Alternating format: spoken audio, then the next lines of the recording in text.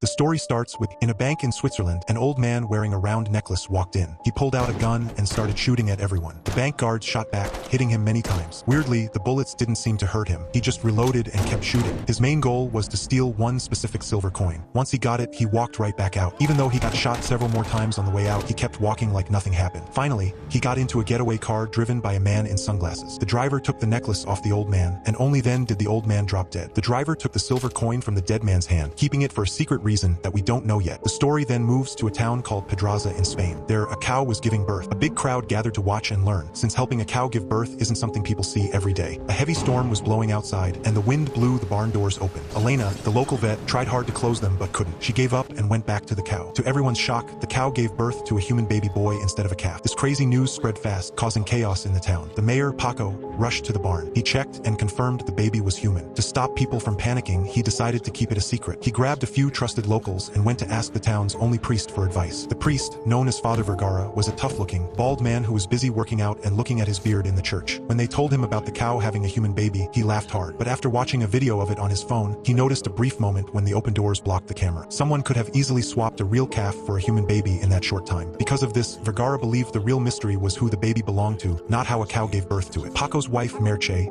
was really annoyed by all this. She told her husband to focus on opening their new slaughterhouse and restaurant, saying he should use his power as mayor for their business instead of chasing a crazy baby mystery. Paco ignored her, saying a mayor's job is to serve the people. Right then, a waitress gave them a big clue. A local high school girl named Trini hadn't been to class in a week and wasn't answering calls. People noticed her stomach looking big lately, so they guessed she had secretly had this baby. Paco and Elena went to check on her. They went to Trini's family farm. When Trini's dad heard his daughter might have been sleeping around, he got mad and tried to hit her. Paco stepped in to stop him, which only made the angry dad yell at Paco instead. Then the dad insulted Elena, saying her husband had only been missing for 2 years and she was already flirting with the mayor. This started a huge fistfight. Right in the middle of it, Trini's water broke. Her mom pulled up her skirt, showing that Trini was actually still pregnant. She had been wrapping her stomach tightly with cloth to hide it. Paco and Elena rushed Trini to the hospital. Now they knew the baby from the barn wasn't hers. Their next suspect was a young beggar, Antonio, in town. He never worked and always seemed to be around when weird things happened. Meanwhile, this same beggar saw Father Vergara sneaking suspicious boxes into the church. Looking closer, he saw the boxes were full of guns and ammo. Vergara caught Antonio spying and told him to keep quiet. Antonio happily agreed and even offered to show the priest a secret hiding spot for the weapons. Later, Paco's group searched Antonio's tent. Inside, they found a lot of religious items. Even though Antonio couldn't read, he had a Bible, which a cop guessed was stolen from the church. Suddenly, the church bells started ringing like crazy. The townspeople ran over and saw Antonio standing on the roof of a tall building. He was holding the mysterious baby and screaming weird warnings about the devil, threatening to drop the child. Father Vergara climbed up to talk him down. Surprisingly, Antonio listened and gently handed the baby to Elena. Before turning around, Antonio told Vergara he did all of this for him, saying it was the only way to wash away the priest's past sins. Then, Antonio jumped off the roof and crashed into a parked car. Near the smashed car, Elena saw a shiny silver coin on the ground. She quickly put it in her pocket before Vergara could see. That night, Mayor Paco looked into Father Vergara's past and found a dark criminal record. Vergara used to be an exorcist, but one of his rituals ended in a person dying, which sent him to jail for 2 years. Even with this bad past, Paco still felt the priest was a good guy. Later, Elena went to the church to show Vergara the silver coin she found. He recognized it right away. He explained that it belonged to Giacomo, a young boy he tried to perform an exorcism on years ago. During that failed try, he found this exact coin hidden under the boy's skin. Vergara had no idea how the coin got all the way to Spain. He told Elena to keep it if she wanted. Soon after, an old woman named Carmen, who lived on a nearby farm, visited Elena to thank her for delivering the baby. This woman had always wanted to be a mom but couldn't have kids. To her, a baby coming from a cow felt like a gift straight from God. Confused, Elena told her she should thank God, not a vet. As Elena was leaving, the woman's husband pulled her aside. He shared a sad secret. Years ago, their real child drowned in a pool. That terrible accident messed up his wife's mind. But ever since the strange baby showed up, she was acting completely normal again. Elena tried to look on the bright side, saying the new baby might help heal her sadness. The husband disagreed, calling the baby a nightmare, not a miracle. He offered to show Elena the baby, claiming it was growing super fast and was already learning to walk after just a few days. Creeped out, Elena told Paco what she saw. She guessed the baby might have a rare medical issue that makes it grow fast. Whatever it was, it wasn't natural. Of course, Paco brushed it off. He drove her home, suggesting they check on the baby the next morning in the daylight instead of sneaking around at night. After dropping Elena off, Paco stayed in her house for a bit. He saw a picture of Elena and her missing husband. The man had disappeared 2 years ago, and no one knew what happened to him. When Paco finally tried to leave, he saw a shadow outside and panicked. He was scared people would gossip if they saw the mayor sneaking out of a single woman's house so late. Elena got mad at him for being a coward and told him to either man up and stay or just leave. She then stormed off angry. Back home, Vergara smoked a cigarette and thought about his dark past, especially the time he failed to save little Giacomo. He had tried tried every holy trick, but nothing worked. He clearly remembered seeing a weird bump on the boy's arm. When he pushed it, a silver coin popped out of the skin, and Giacomo died instantly. When Elena found Vergara again, he warned her that figuring out who the baby's parents were wasn't the main problem anymore. They needed to find out who gave the baby away. He then handed her a mysterious envelope. Over at the farm, Carmen started feeding the strange baby raw animal liver, saying it needed the extra nutrients. Sure that his wife was completely crazy, the husband packed his bags to leave and get help. But before he could, his crazy wife stabbed him with a knitting needle and killed him. That same night, Elena went to Paco's house and threw pebbles at his window to wake him up. She showed him the envelope Vergara gave her. Inside was an adoption paper signed by the old farm couple, proving someone had purposely given them the weird baby. Elena believed this person was pure evil. They agreed to secretly break into Carmen's house to look for clues. Once inside, they were shocked to see the place looked like a giant spiderweb. The old lady had used knitting yarn to make a huge nest for the baby, and her dead husband's body was hanging in the middle of it. Suddenly, the crazy woman stepped out of the dark, asking if they were there to steal her baby. Then she attacked Paco with a knife. Elena ran away, leaving the possessed woman to tie Paco up in the yarn. The old lady kept mumbling that a voice in her head was making her do it. Elena quickly called the police and Father Vergara for help. A small group of armed cops rushed the house. When the possessed woman saw Vergara, she made fun of him, saying he couldn't hide from his dark fate. Then she demanded he give her the silver coin. At that moment, the priest realized that dark forces were after both him and the coin. A huge fight started. Powered by a demon, the skinny old woman had super strength. With no other choice, the cops shot her down. Paco was badly hurt and put in an ambulance, with his annoying wife riding along. After the fight, Elena searched the creepy, yarn-filled house for the baby. She was shocked to see what looked like a full-grown man with a beard sitting in the dark. Looking closer, she realized it was just Father Vergara hiding in a corner. He warned Elena to mentally block out any crazy things she was about to see, saying that ignoring the impossible would keep her safe. Elena picked up a gross, skin-like pouch from the floor, asking how she was supposed to pretend she wasn't seeing it. Meanwhile, in the ambulance, Paco mumbled a few words before passing out. Shockingly, Carmen, who was supposed to be dead, sat right up. She was holding a hand-knit baby toy and whispering to herself. Suddenly, a giant, spider-like monster jumped onto the highway. The driver panicked and swerved, flipping the ambulance. The loud crash woke Paco up. The monster ripped the back doors off the ambulance. The dead old lady happily stepped out, waved goodbye to the terrified mayor, and said her son had finally come to pick her up. Around the same time,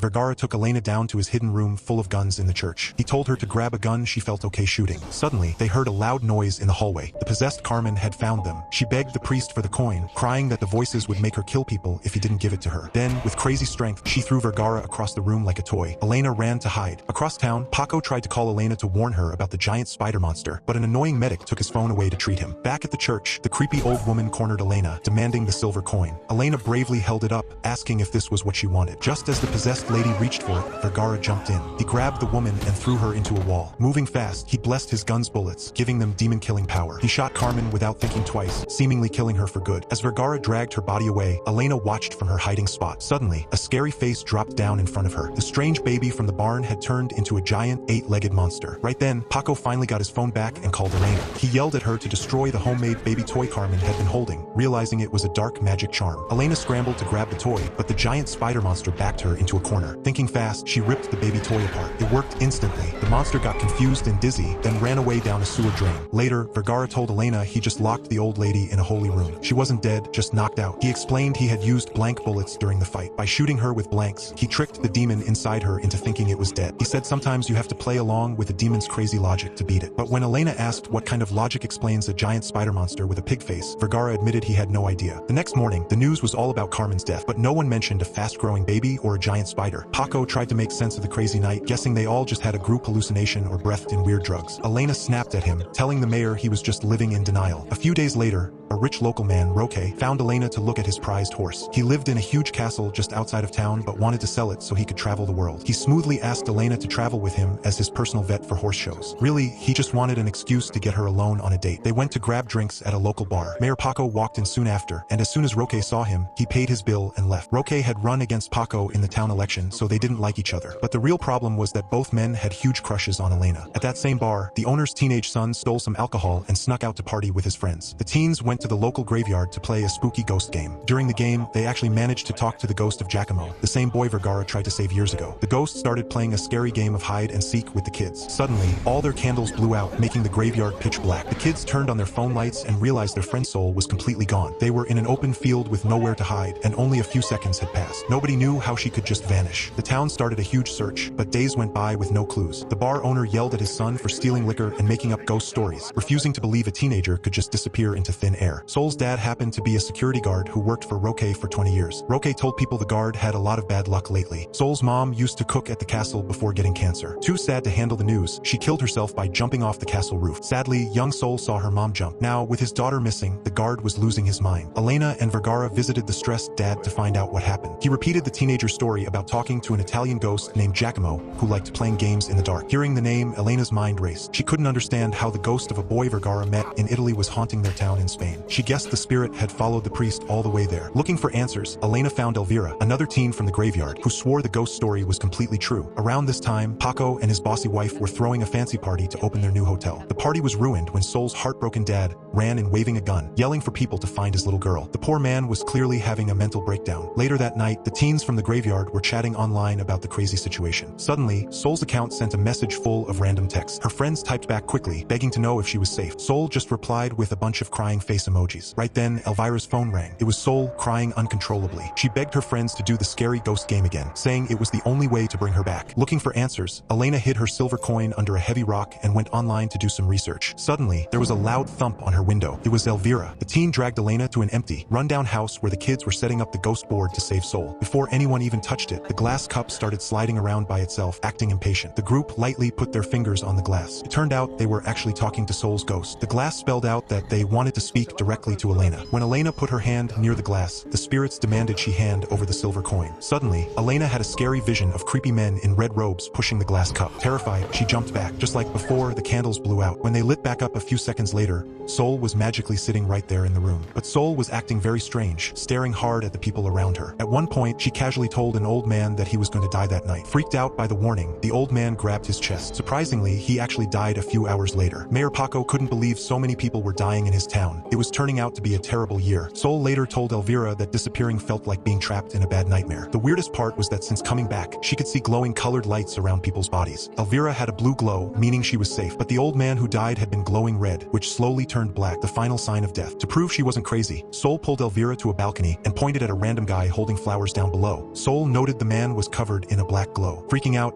Elvira ran straight to Elena with the story. Elena tried to calm her down, saying predicting death is impossible. But right as she said that, a speeding car hit the guy with the flowers, killing him instantly. Elvira was shaking, sure that Sol was carrying a deadly curse. Elena stubbornly blamed it on bad luck. Deep down, though, Elena knew the cursed silver coin was the real cause. She begged Paco to take charge and fix things. Paco wanted to help, but his wife Merche kept yelling at him, demanding he ignore the weird stuff to protect his political image. As usual, she cared more about looking good than people's lives. Giving up on the mayor, Elena went to Father Vergara for help. The two of them rushed to Sol's house. When no one answered the door, they broke in and found Sol trying to hang herself. They quickly cut her down. Once she could breathe, Sol stared right into Vergara's eyes and warned him that his glow was red and quickly turning black. The priest calmly hypnotized the girl to put her to sleep. Knowing trouble was coming, Vergara hurried back to his church gym to hit the punching bag, getting ready for a holy war. Later that night, the TV in the church turned on by itself and wouldn't turn off. Clips from random TV shows stitched together to deliver a scary threat. Give the silver coin back before sunrise, or they would kill the whole town and everyone the priest cared about. Suddenly, Sol showed up at the church. When Vergara turned his back to get a glass of water, she quietly picked up a sharp knife. When he turned around, she handed him a piece of wrapped cloth. Inside, Vergara was disgusted to find a bloody, chopped-off finger. It was Sol's. She coldly told him that if he didn't stop the curse, she would cut off her ears and tongue next. It was clear a demon was completely controlling her. Vergara tried to ignore her threat and walked to the phone to call 911. Sol laughed, warning him that if the cops came, she would blame him for torturing her and would slice her own face just to prove it. Vergara stopped, begged her to drop the knife, and promised to help her find the missing coin. He quickly walked her to Elena's house, but they couldn't find the coin anywhere. Meanwhile, Roque was walking Elena home after their date. As they got close, they noticed the lights were on. They ran upstairs and caught Vergara and Sol digging through the rooms. Roque started yelling at the priest, asking why the teenage girl was bleeding. Without warning, Sol attacked Roque with her knife, making him scream. Still obsessed with finding the coin, Sol cried that it was the only way to stop the demonic voices in her head. The bleeding Roque stumbled backward and bumped a lamp, making weird shadows on the walls. The shadows clearly showed the shapes of evil priests, proving dark magic was controlling the girl. Seeing how bad things were, Elena quietly grabbed her hidden coin from under the rock. Vergara wrestled Sol to the ground to hold her down. He yelled at her to fight the dark voices, saying her own willpower could beat the demon. But the demon was too strong. Using magic, Sol literally blew the roof right off Elena's house. The wind howled as everyone held onto the furniture so they wouldn't get sucked into the sky. Sadly, the bleeding Roque slipped and was thrown into the air. Desperate, Vergara screamed at Sol to remember how much she loved her dead mom. That specific memory finally broke the spell. Sol calmed down, the magical storm stopped, and the missing roof pieces magically snapped back into place. Outside on the grass, Elena found the knocked out Roque and rushed him, and the the tired teenager to the hospital. They later realized the evil spirits had used soul sadness against her. They tricked her into thinking that handing over the silver coin would bring her mom back to life. That cruel lie was how the demons took over her mind. Back at the hospital, an old face showed up, casually talking to thin air. It was the crazy beggar who jumped off the roof. He had actually survived the fall. As he talked, the air got blurry, and the ghost of an evil priest appeared. Antonio promised this ghost that he would handle Father Vergara himself, telling a mysterious cardinal not to worry. He ended the chat with a creepy secret code, the moment of Judas. With all these clues, it's pretty clear that a very dark and secret group is hunting down the 30 silver coins for a terrifying reason. Meanwhile, all the way in New York City, a different old man wearing a similar round necklace walked into a silver trading shop. He unclipped a silver coin from his chain, leaving the worker totally confused. Without saying a word, the old man gently dragged his fingernail across the worker's throat, instantly giving him a deep, bloody cut. Taking back his silver coin, the quiet killer walked outside, grabbed a taxi, and disappeared into the city. In the small town, a wedding is happening at the local hall. Mayor Paco is leading the ceremony, but he keeps talking in circles and seems totally zoned out. His wife, Mayor Che, points out that he looks really pale. Paco knows she has a hidden plan. As soon as the marriage is legal, she wants to move the party to their brand new hotel, using his political power to make money for themselves. Mayor Che tells Paco to focus on their future, saying that once they get rich enough, he won't even need to be the mayor anymore. Meanwhile, the wedding cake is running late. The man driving the delivery van looks a bit drunk, and his wife keeps complaining about them being late. Turns out the driver didn't sleep at all the night before, and he keeps whispering weird things about a mirror. Because he isn't watching the road, he crashes the van into a tree. Luckily, he isn't hurt. Paco quickly goes to the hospital to check on him. There, the driver's wife explains the real reason for the crash. The couple owns a pharmacy and recently bought an old building that had been completely empty for 50 years. While fixing it up, they found something they couldn't explain. Since she didn't know what to do, she asked Paco to come take a look. The problem was a giant mirror. When Paco first looked at it, he didn't see anything weird, but she told him to look much closer. A little later, Paco called Elena and told her to hurry over to the pharmacy because he found something crazy. Right as Elena was getting ready to leave, her dog started acting wild. She pulled the silver coin out of her bag and yelled at the dog to calm down. After locking her pet in its cage, she put the silver coin into a tiny box and rushed to meet Paco. When she got there, she stared into the big mirror. To her, it just looked like normal glass. Paco then told her to look at a specific book inside the mirror's reflection, and then look back at the actual table in the real room. Elena was shocked to see that the book was only inside the reflection. It was clear that the mirror was haunted, and its dark magic caused the driver to crash his van. Using a magnifying glass, Elena zoomed in on the book's cover in the reflection and saw the title was written in Greek. After a quick internet search, she found out it was the Gospel of Judas. Usually, a gospel means holy writings about the life of Jesus, but the church officially views the Gospel of Judas as a fake or forbidden book, meaning they think its stories are lies. It is called a false gospel because normal books, like the Gospel of Matthew, show Judas as a terrible traitor. But the Gospel of Judas flips this idea around. In this forbidden book, Judas is actually shown as Jesus' most loyal and trusted follower. It claims that Judas only betrayed Jesus because Jesus directly told him to do it. The idea is that Jesus needed Judas to fake the betrayal so that God's big plan could happen and Jesus could rise from the dead. And since Jesus did eventually rise from the dead, it asks a crazy question. Was Judas's terrible betrayal actually a necessary step to help Jesus become a god? Paco went to Father Vergara, who agreed with the history of the Gospel of Judas. The priest explained that it makes sense why some evil cults are still obsessed with this book, since it follows its own twisted logic. But there is a huge flaw in what they believe. If the secret book is true, that would mean Judas was a huge liar. Would God really approve of such a bad thing? And if that were true, how could anyone tell the difference between good and evil? In this version of the story, Judas did a horrible thing, but he was secretly playing the good guy in God's big plan. Because of this, these cult members believe that doing evil things is actually a way of doing good. Next, Paco brought Vergara to see the cursed mirror. In the real world, only a few torn pages of the Gospel of Judas still exist, but the reflection in the mirror showed a thick, complete book. As the three of them looked closely at the glass, they noticed something else. A door in the reflection was wide open, but the real door in the room was shut tight. Vergara flipped the room's light switch on and off a few times, but the door inside the mirror stayed open, leaving them all very confused. Suddenly, Elena saw a dark shadow moving around inside the mirror room. The three of them frantically checked the real room but found absolutely nothing. There was another door in the real room, but it was stuck closed. Vergara decided he wanted to stay behind and look into the mirror himself, so Paco and Elena left. But Paco spent his afternoon secretly hiding 4 security cameras inside the room to spy on the priest. He gave Elena the login info, telling her she could watch the live video on an app. Elena immediately said no, feeling that spying on the priest was wrong. After that, Vergara spent hours alone with the mirror, but nothing weird happened. Once Elena got back to her house, she couldn't help her curiosity and downloaded the camera app. All of a sudden, a loud noise came from the room on the screen. Vergara looked over and saw it was just a rat. The camera app even had a text chat. Paco, hiding under his bedsheets at home, happily texted Elena and laughed about it. His wife Merche walked in and asked if he was secretly watching dirty videos. Paco quickly brushed it off and went to sleep. Then, around 5 a.m.,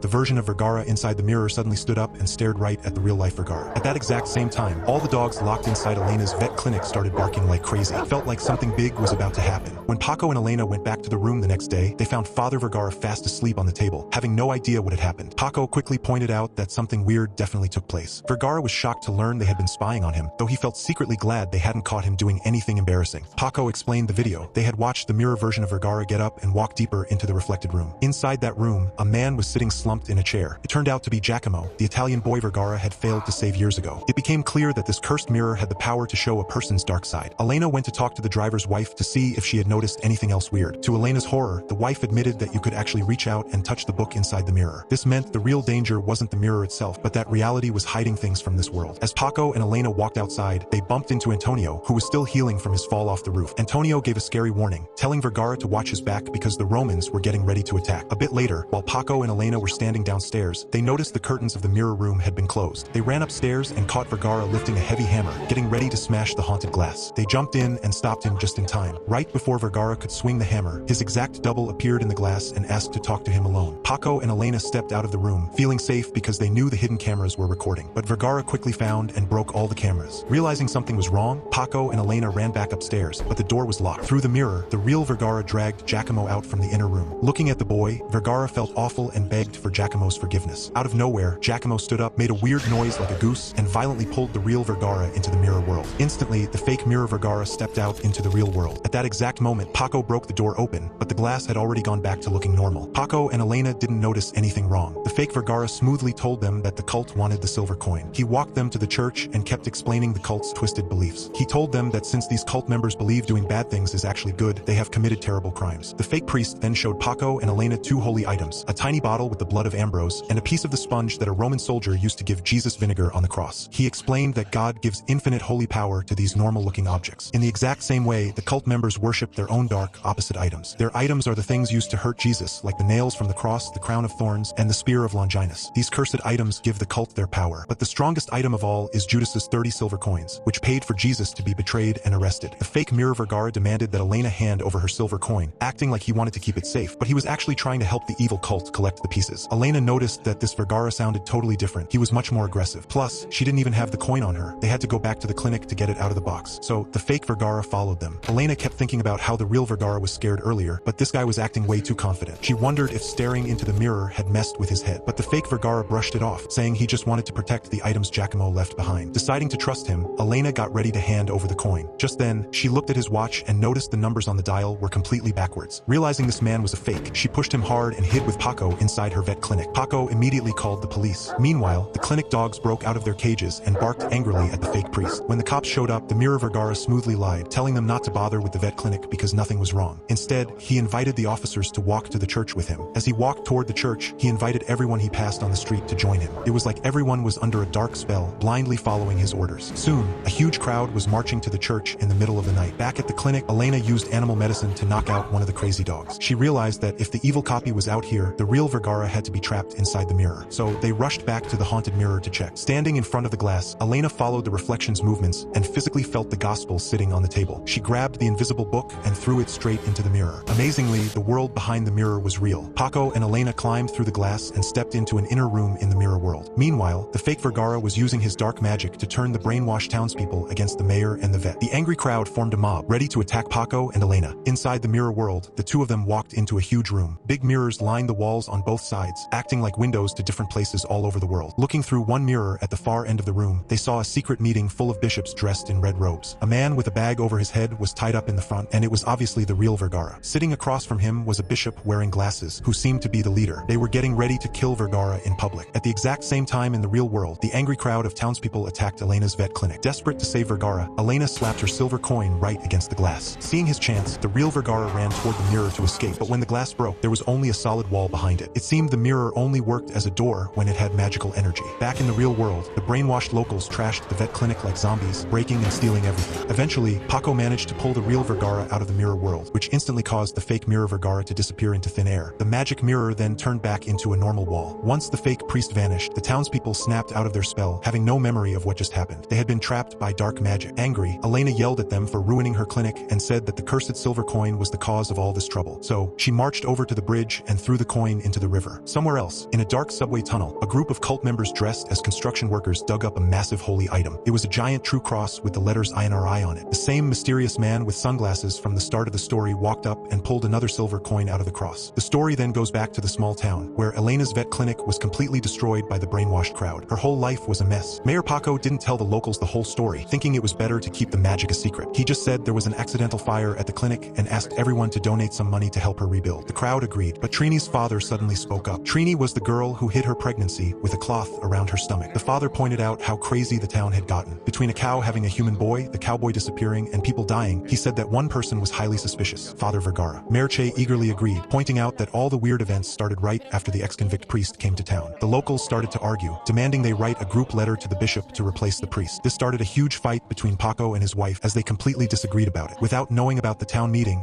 Vergara already knew he was putting innocent people in danger by being there. So, he packed a bag, bought a plane ticket, and quietly left. While on the plane, he thought back to the year 1990 in Rome. Back then, Vergara and his two friends, Sandro and Fabio, were all priests. They spent their time talking about God. Fabio had some extreme ideas, saying he wanted to find God but felt it was impossible because God was too far out of human reach. But since the devil lived right next door on Earth, Fabio wondered if they could get God's attention by catching the devil. Shocked by this, Vergara warned his friend that those thoughts were dangerous. To prove a point, Fabio grabbed a sharp fork and told Sandro to hold out his hand. Fabio poked Sandro's hand fast, making Sandro pull it back in fear. Vergara was too scared to even try. Fabio made fun of them for being cowards, saying they were scared of a simple fork but claimed they were ready to fight Satan. But when Vergara challenged Fabio to see if he was scared too, Fabio violently stabbed the fork right into his own hand. With these memories in his head, Vergara's flight landed in Rome. Meanwhile, back in Spain, the locals started giving donation money to Elena. At first, she took it, but then she noticed the fake pity in their eyes. She got angry, realizing these were the exact same people who teamed up to smash her clinic, and now they were pretending to be nice. Some people even threw money into her car window. Frustrated, she threw it right back out, treating the cash like garbage. Later, she met up with Roque, telling him she wanted to travel the world with him to get away from these awful people. Over in Rome, Vergara walked up to a ruined building that was being fixed. This used to be his old school. Staring at the mess, Vergara had another memory. It was 1990 again, and Vergara, Sandro, and Fabio were studying there. In class, their teacher was talking about exorcisms, saying that holy prayer was the best weapon against the devil's lies. Vergara raised his hand and asked why they had to stop the demon. If a devil took over someone, it obviously had something to say, so why not listen first? The teacher shut him down, saying anyone who wants to chat with the devil doesn't care about their own life. After class, Vergara waited outside for his friends, still believing that you can't beat an enemy without understanding them. That night, Fabio took the other two to a creepy warehouse. He pointed to a man who had been tied up for 2 months, claiming this prisoner was the actual devil. Hearing this, Sandro pulled out holy water to perform an exorcism, but it didn't work at all. The tied-up devil asked for a cigarette and then shared a dark secret only Vergara knew. The man said that when Vergara was 12, he accidentally killed his family dog with a rock and buried it in the yard. He never told his parents, which caused a huge fight because his mom thought his dad secretly gave the dog away. The devil even knew the name of the girl Vergara used to have a crush on. Because nobody else knew these things, Vergara finally believed the man was a demon. Sandro still refused to believe it and demanded proof. In response, the devil breathed out a fireball that burned Sandro. The demon then explained that after the Holy War, Satan and his army found a safe, invisible hiding spot inside God himself. Basically, a part of God contained pure evil. God knew this but refused to admit that evil was a part of him. Hearing this, Fabio decided that God and Satan were the exact same person. Thrilled, Fabio announced he wanted to meet Satan face to face. The devil told Fabio all he had to do was walk through a specific door. Fabio tried to drag Vergara with him, but Vergara refused, so Fabio walked in alone. When Vergara eventually opened that door, the room was totally empty and the tied-up devil was gone. Snapping back to the present day, Vergara tracked down his old friend Sandro in an underground fight club and told him about his recent run-in with Fabio. It turned out the evil bishop with glasses who tried to kill Vergara in the mirror world was actually Fabio. Sandro explained that Fabio had been made the boss of a special religious committee. No one really knew what the job was, but it gave Fabio huge power and a totally legal cover. Sandro warned Vergara that Fabio was looking for him. To hide, Sandro told Vergara to go to a place full of intense pain, just like this brutal fight club, because the pain in the air hid them from magic. But to truly hide from Fabio, Vergara needed to go to a place with even more pain. Naturally, that meant a war zone, so Vergara decided to go to Syria. Back in town, Mayor Paco finds Elena packing her things. She is preparing to leave with Roque. Paco clearly doesn't want her to go, but when he sees Roque arriving to pick her up, he realizes he has no right to stop her. Even though he feels jealous,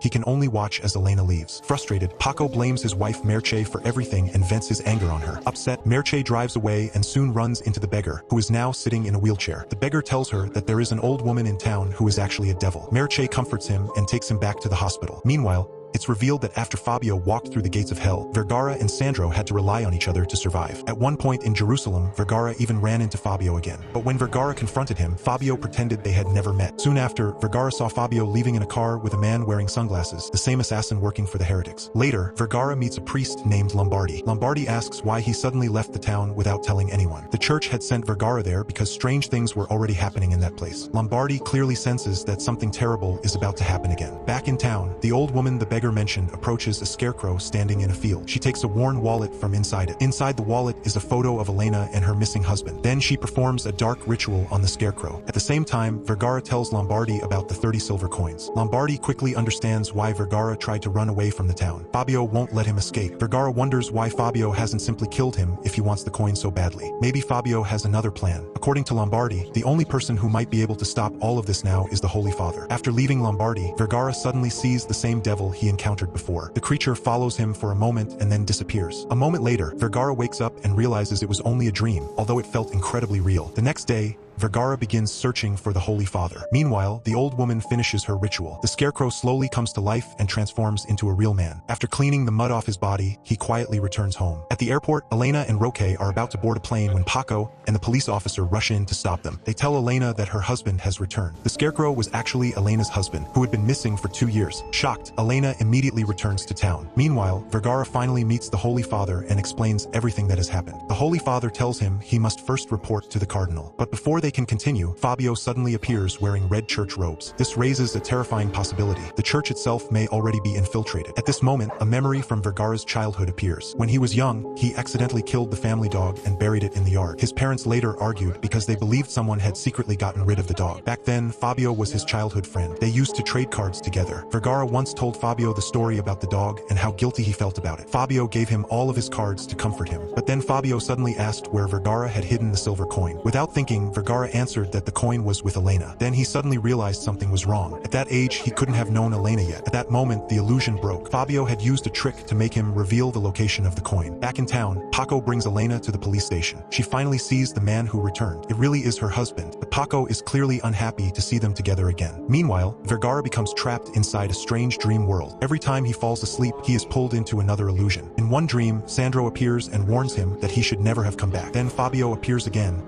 demanding the silver coin. Sandro quickly guides Vergara into a large concrete pipe and explains that they are both dreaming. Vergara must wake up and wait for Sandro to find him. Before leaving, Vergara gives Sandro one of his cards. When Sandro wakes up in the real world, he finds himself inside a club. At a nearby stall, he buys a postcard that has the exact same pattern as the card Vergara gave him in the dream. The image reveals the location of a castle where Vergara is currently being held. Sandro rushes to the castle, but security stops him. They tell him he can only visit the exhibition, not enter the castle itself. Around the same time, the assassin also arrives carrying a suitcase. While the guard is distracted, Sandro sneaks inside. Back in town, people gossip about Elena. They talk about how she is connected to 3 different men. Paco overhears the rumors and storms away angrily. Meanwhile, Elena reunites with her husband. But in reality, the man is just the scarecrow brought to life by the old woman. She secretly controls his actions from afar. Soon, Trini's father hears that Elena's husband has returned. Terrified, he insists that the man cannot possibly be human. That night, he grabs a rifle and storms into Elena's house, firing shots everywhere. Luckily, the police officer arrives and shoots him in the arm before things get worse. He then reveals a shocking truth. Elena's husband had already been killed before. The man buried in the ground was already dead, so whatever came back cannot be human. Later, Elena and her husband try to leave town by car, but suddenly he becomes aggressive and demands to know where the silver coin is hidden. In his rage, he crashes the car into a ditch. Meanwhile, Sandro finds Vergara inside the castle. Fabio is standing on a stage, giving a speech to his followers. He reveals that they have already collected 29 of the 30 silver coins. Only one coin is still missing, and that last coin has always been protected by Vergara. Fabio invites Vergara to join their side. Sandro suddenly walks in and claps sarcastically, but he is immediately captured. Fabio then takes Vergara to the Vatican archives and shows him an ancient book known as the Book of Miracles. According to legend, the 3 wise men who visited Jesus also left behind magical texts that teach powerful spells. This is how the heretics learned their dark magic. Fabio also claims that they are studying a secret gospel written by Jesus himself. He tells Vergara that if he read it, he would understand why the church keeps it hidden. Fabio offers Vergara access to all of these secrets, but only if he joins them. Surprisingly, Vergara agrees. Later, Fabio orders him to kill Sandro to prove his loyalty, but instead, Vergara turns against him. He frees Sandro and the two run away. Furious, Fabio resurrects a corpse and turns it into a horrifying monster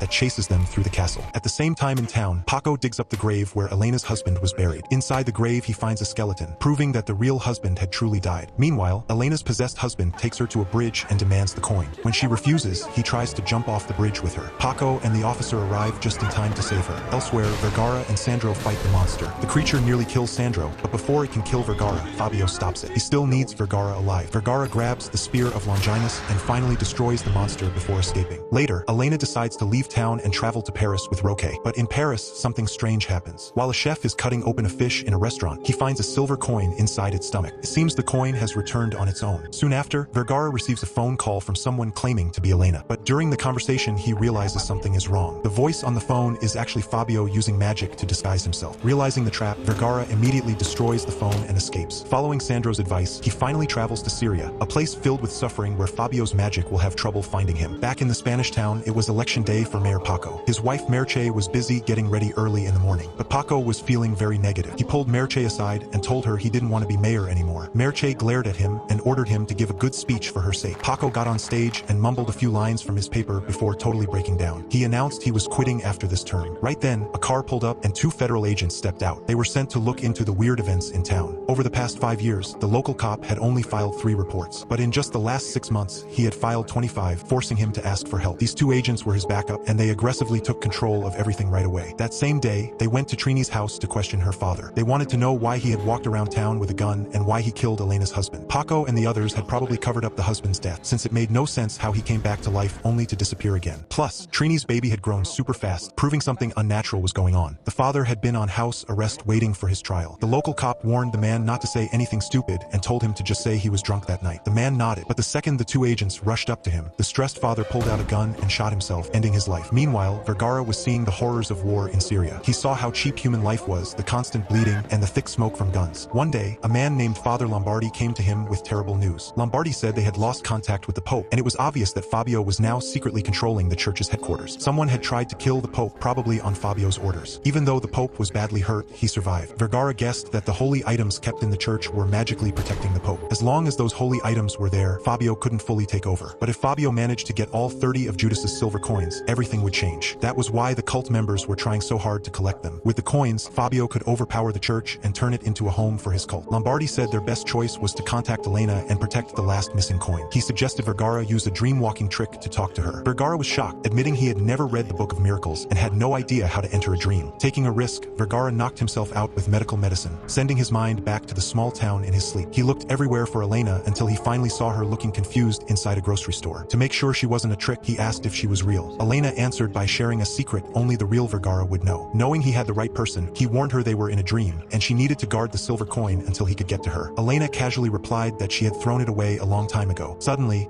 Vergara noticed the other shoppers in the store were listening to them. Worried that Fabio's dark magic had hacked into the dream, Vergara grabbed Elena to run, but the grocery aisles shifted, turning the store into a maze. Out of nowhere, Sol popped up and repeated her scary trick, cutting her own mouth open with a knife. Elena was so scared she covered her eyes. When she looked again, everything was gone, including Sol and Vergara. The shock probably woke her up, and when people wake up in real life, their dream selves disappear. But before the dream faded completely, a cardinal in a red robe stood in front of her. It was Fabio. The red fabric of his robe stretched across the floor, slowly wrapping around Elena. The next day in Syria, local soldiers arrested Vergara just because he was wearing a Christian cross around his neck. In a war zone, wearing religious items marks you as part of a group, which easily causes trouble. The soldiers roughly threw Vergara into a deep dirt hole. Back in the Spanish town, everyone was sad about Trini's father killing himself. Around this time, 2 tourists from Japan arrived to see the local castle, but it was closed. They decided to come back on Thursday and bring their families. After the tourists left, Paco and Merche got into another huge argument. They fought about everything, from their ruined marriage to why they even got together in the first place. Paco yelled that he only ever wanted a simple life, but somehow he ended up as a powerful mayor running a business. Merche had been the one pushing for all of it, and Paco was tired of being her puppet. Merche argued that their marriage fell apart because Paco was secretly in love with Elena. She angrily told him to go find the vet if he wanted peace and quiet. Without them knowing, the 2 federal agents watched their whole fight. Taking her advice, Paco went home, grabbed an empty suitcase, and stormed out to find Elena. He called her cell phone a bunch of times, but she didn't answer. The story then cuts to Paris. The assassin with the sunglasses found a random old man and casually asked how he was doing. The old man said said he was fine. The assassin then handed him a special necklace. As soon as the old man put it on, his mind went blank, turning him into a zombie. Just down the street, Roque was having a nice dinner with Elena. After having a few drinks, Roque told a story about a fish he recently ate. While cutting it open, he found a shiny silver coin inside its stomach. Thinking it was cool, he gave the coin to Elena as a gift. Elena was totally shocked when she saw it. The cursed coin had come back. Panicking, she excused herself to the bathroom to calm down. Down on the first floor, the mind-controlled old man started walking up the restaurant stairs. The last silver coin was seconds away from falling into the enemy's hands. Elena frantically called Paco's number. Paco was currently being questioned by the two agents, but he answered. Elena told him the coin was back. Paco promised he was coming to save her right away. But before he could even finish talking, the brainwashed old man walked up and shot Roque twice. Hearing the loud gunshots, Elena peeked out and saw the old man looking for the dropped coin on the floor. A brave security guard tackled the shooter, and during the fight, he accidentally ripped the magic necklace off the old man's neck. This made the shooter drop dead. Elena looked down and noticed the silver coin was gone from its box. It had somehow rolled right under her own foot. As she stared at it, she wondered why the cult didn't just hunt down Vergara instead. Back at the police station, the local cop noticed Paco had run off. He went to check and found out the awful news about Roque being murdered. Meanwhile, the town's widows surrounded Merche, whispering mean gossip about how all men are garbage. They told Merche to cheer up, put on some nice makeup, and completely crush that awful woman Elena. They promised to help her do it. Listening to them, Merche was filled with a deep, silent sadness. Meanwhile, Vergara was stuck in a deep hole, praying to God for help on what to do next. Suddenly, someone threw a rope down to him. Vergara used all his strength to climb up, but as soon as he reached the top, the soldiers kicked him right back in. They were just messing with him for fun. Back in the Spanish town, the badly hurt beggar suddenly sat right up, yelling that he was coming. The two government agents ran over to see what the yelling was about. Startled, Antonio screamed that a new priest was on his way. Because Antonio seemed serious, the agents decided to ask him more questions. Antonio told them everything he knew. The cow having a human baby, the giant spider monster, the haunted mirror, and the scarecrow coming alive. But the agents thought he was just crazy and ignored his stories. Later, the agents walked to the edge of town and actually saw a man walking toward the gates. The stranger introduced himself as Angelo, the new priest sent by the bishop. But it was very clear that this man was actually the devil from the warehouse, the exact same demon who burned Sandro. Merche wanted the new priest to sleep in the house next to the church. He politely said no, saying he didn't want to take Vergara's home until the real priest came back. So,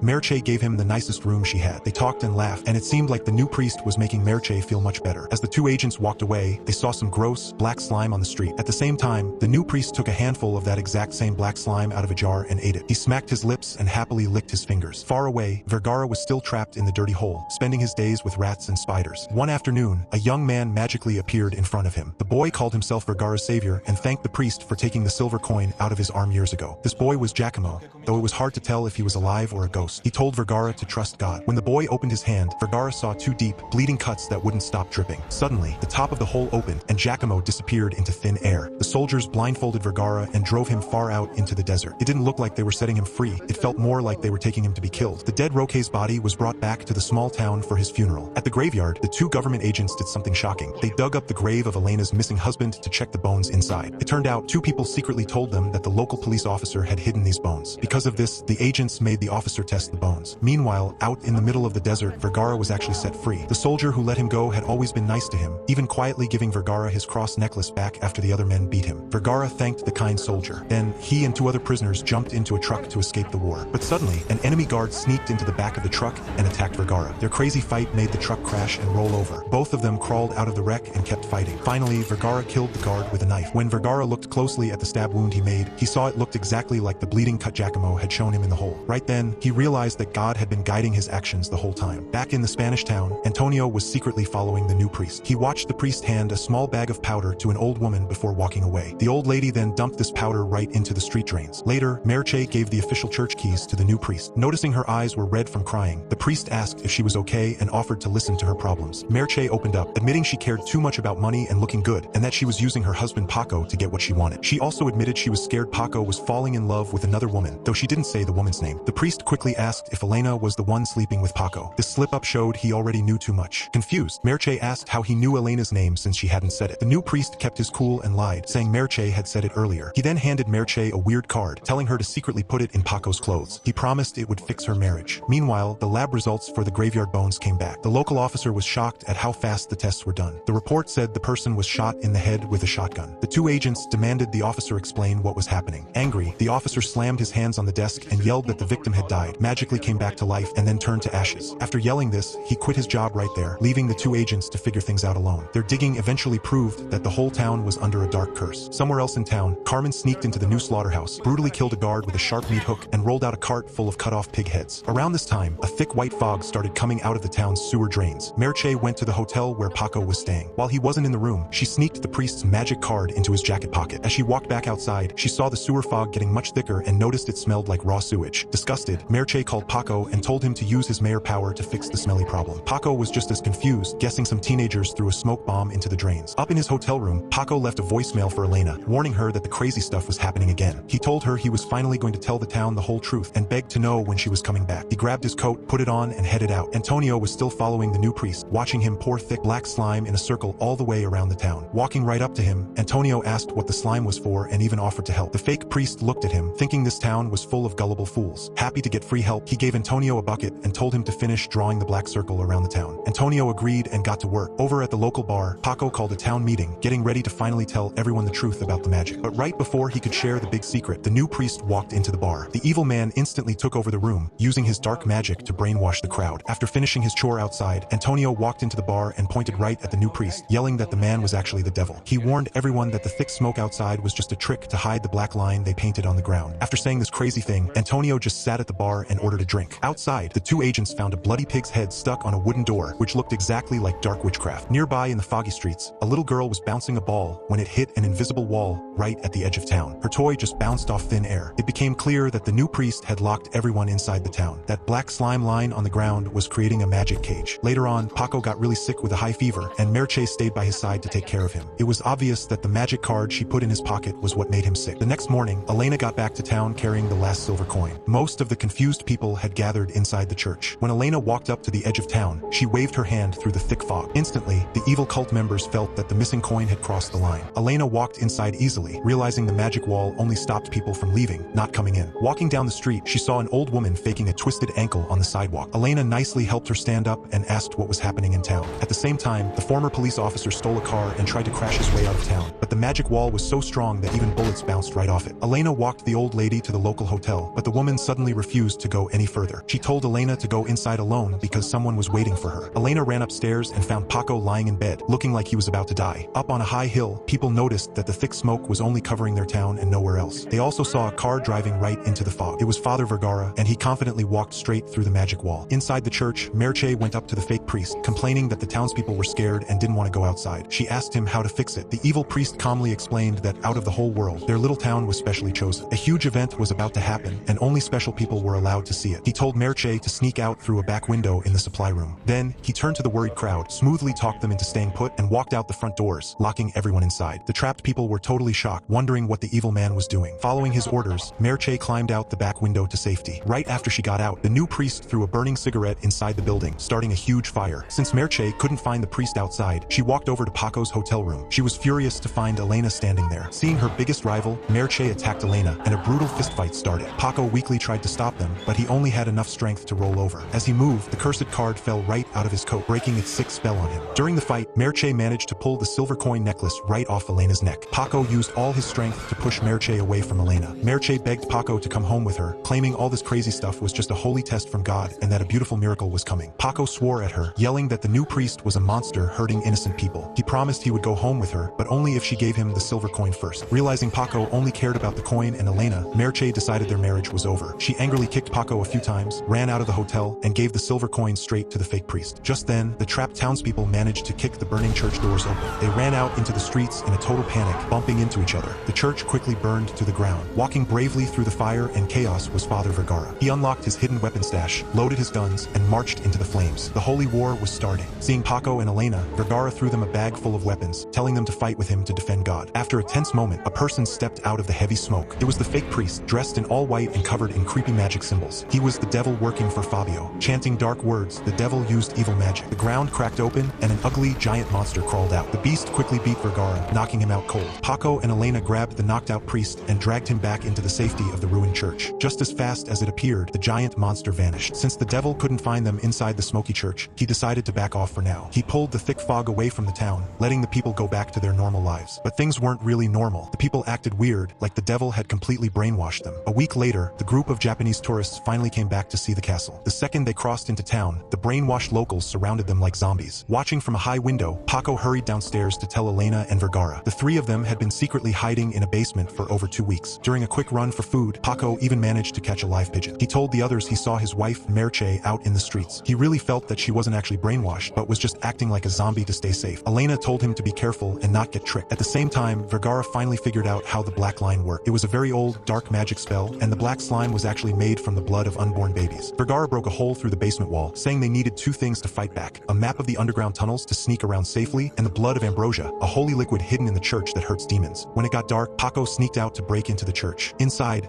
the fake priest was forcing the scared tourists to eat cursed church bread. Once they swallowed it, the dark magic turned them into mindless slaves. Merche was there, but instead of eating the cursed bread, she secretly hid it in her hand. Paco managed to grab the blood of ambrosia without much trouble, but he didn't go straight back to the basement. He and Elena went looking for the tunnel map. Sadly, they were spotted by the locals. Paco had to punch one guy out, while Elena pointed a gun at another, forcing the hostage to help them find the map. After getting what they needed, they rushed back and gave everything to Vergara. The priest broke the bottle of ambrosia on the floor, wiped the holy liquid around his own eyes, and rubbed a few drops onto the pigeon Paco caught. He then threw the bird out a high window so he could magically see through its eyes and spy from the sky. Sadly, someone on the ground saw the bird right away and killed it with a rock. It was a pretty embarrassing failure, but not everyone in town was brainwashed. The local police officer was a good man who refused to join the cult, so the evil locals tied him up and hung him from the ceiling. Later that night, Paco sneaked out again and watched several cars drive into town. The zombie-like locals helped unload lots of boxes from the cars. Sneaking into his own house, Paco was shocked to find Merche cooking a nice dinner for him. He was so happy to see she wasn't brainwashed